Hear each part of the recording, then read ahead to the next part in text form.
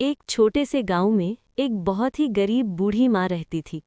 उसकी झोपड़ी टूटी हुई थी, खाने को मुश्किल से 2 रोटियां मिलती थीं, लेकिन उसके दिल में अटूट श्रद्धा थी। वो रोज सुबह उठकर छोटे से दीपक के सामने हाथ जोड़कर कहती, हे गणपति बप्पा, मेरे घर में चाहे कुछ भी ना हो, पर आपकी भक्ति कभी कम ना हो। उसकी आंखों में आंसू होते, लेकिन चेहरे पर सुकून होता। उसी समय कैलाश पर्वत पर माता पार्वती ने उसकी सच्ची भक्ति देखी। उन्होंने प्रेम से अपने पुत्र गणेश की ओर देखा और कहा, बेटा, धरती पर एक माँ है, बहुत गरीब है, पर उसकी श्रद्धा सच्ची है। जाओ, उसकी परीक्षा भी लो और उसे आशीर्वाद भी दो। गणेश जी मुस्कुराए और एक छोटे बालक का रूप धारण कर धरती पर आ गए। गांव की पगडंडी पर एक प्यारा सा गोल मटोल बालक चल रहा था। उसके हाथ में बस एक चम्मच दूध और मुट्ठी भर चावल थे। वो बूढ़ी माँ की झोपड़ी के दरवाजे पर पहुंचा। धीरे से दस्तक दी, माँ, दरवाज़ा खोलो।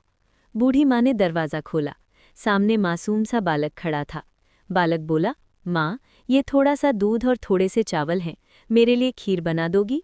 बूढ़ी माँ थोड़ी चौंकी। उसने सोचा, इतने से दूध और चावल से खीर कैसे बनेगी? लेकिन फिर मुस्कुराकर बोली, बेटा, अगर मेरे पास थोड़ा है तो तेरा भी थोड़ा ही सही, मैं बनाती हूँ। उसने चूल्हा जलाया, छोटी सी हांडी रखी और दूध व चावल डाल दिए।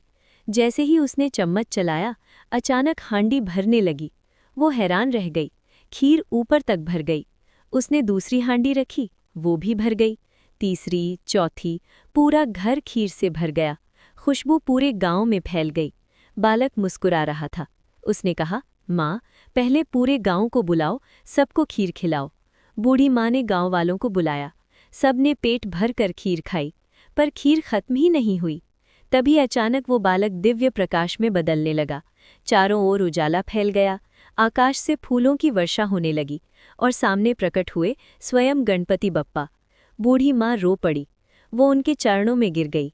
गणेश जी बोले, माँ, जहाँ सच्ची श्रद्धा होती है, वहाँ थोड़ा भी बहुत बन जाता है।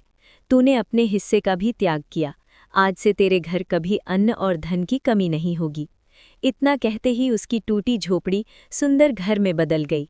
अन्न के बर्तन भर गए, घर में सुख और शांति छा गई। बूढ़ी माँ ने रोते हुए कहा, प्रभु, मुझे धन नहीं चाहिए, बस आपकी भक्ति बनी रहे। सच्चे भक्त के घर मैं स्वयं निवास करता हूँ। वीडियो अच्छा लगे तो लाइक, शेयर, सब्सक्राइब जरूर करें।